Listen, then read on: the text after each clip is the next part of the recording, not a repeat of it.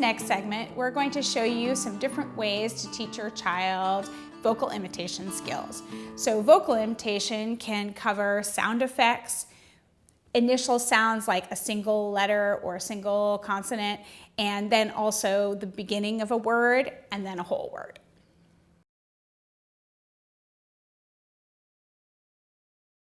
The first toy we're going to use is this really cute set of frog bubbles. Bubbles are such an easy toy to play with and popular with almost every kid I know. So when we start doing them, you want to set it up by blowing some bubbles first and getting your child excited and interested in them. And obviously, if they're not interested in bubbles, don't use bubbles for this.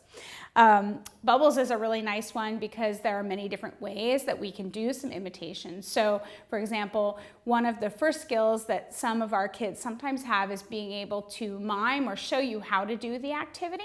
And so your child might not be able to say bubbles or blow bubbles, but they can imitate you going. And so then I'm going to model that for them and wait for them to blow too. And as soon as they do, I'll say something like, blow the bubbles, and then I'll blow them. Once they can do that reliably, where when I take the bubbles out and blow, they're blowing right away, they're probably gonna start doing it to request me blowing the bubbles without me even having to model that for them. Keep in mind though, that if you're working on imitation, you wanna make sure to always provide a model, even if they can do it, if your goal is to move forward to the next steps. So once they're able to blow, copying you, then you can start with a single sound like ba, and when they say ba, blow the bubbles. Make sure that some of the time you say the full word that you eventually want them to be saying, but you don't need to do it every time. So I say ba, he says ba, I blow the bubbles. Once that's happening regularly, then I can start to go ba ba, and he says ba ba, and then it's very easy to go from there to bubbles or bo ba for blow bubbles. So think of all those different combinations that you might be able to model for your child and kind of keep moving up in the stages until it's getting closer to what someone else would clearly understand them wanting to do if they said it and you weren't around.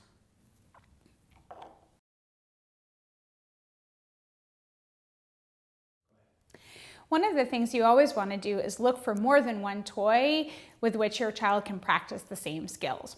So although bubbles is nice, it's great to also have some balloons because there's a lot of similarities and yet it's a pretty different toy. So with a balloon, you could also practice having them go as an imitation to get you to blow the balloon. And you can work on the sound bo for blowing or ba for balloon. And then there's also the fun element of letting go of the balloon and having it fly around the room. And since that makes a noise that's easily done with the lips, your child might be able to imitate you going or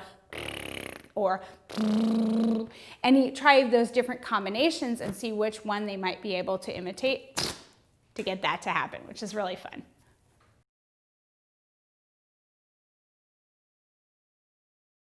The next toy we're going to show you is this fun little dog popper. It is a plastic toy that is filled with air, and it comes with these little foam balls that you load up in its mouth, and when you squeeze its belly, the little foam ball shoots out. Like the bubbles and the balloon, it lends itself really easily to quickly loading a really quick turn so that you can give your child many opportunities to practice whatever vocal imitation you're working on, and that the fun keeps happening over and over again without them having to wait.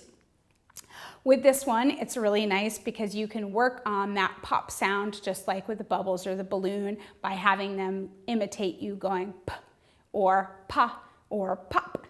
Or you could work on some sound effects like or p, or p.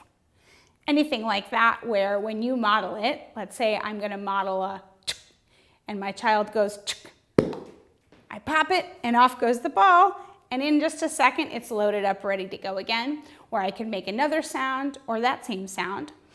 Another thing that's fun to do with toys like this is come up with your own sound effect and model doing that for several turns, like meow. And you might find that your child is able to imitate that same meow sound and have it happen again.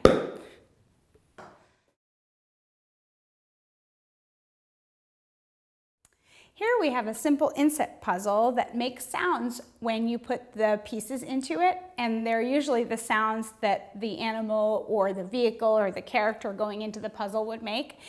This is nice because since the toy itself makes sounds, simply by engaging with it and doing it, your child is already getting a model of what those sounds should sound like, and that they're used to hearing that sound as they put the piece in, whether you make it or not. And that often makes it easy to shape into imitation. So for example, if I put the fish in,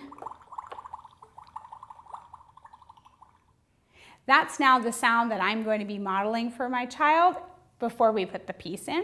So I can take it and go or try a different version of it that makes sense to me and see if I can get them to imitate making that sound before they put it in. If not, that's okay. Maybe we need to put it in first and then make the sound together. The other thing that we can do, since each of these has a clear item on it, is we can also practice just labeling the name of the animal. So for example, I might model horse before they put in the horse.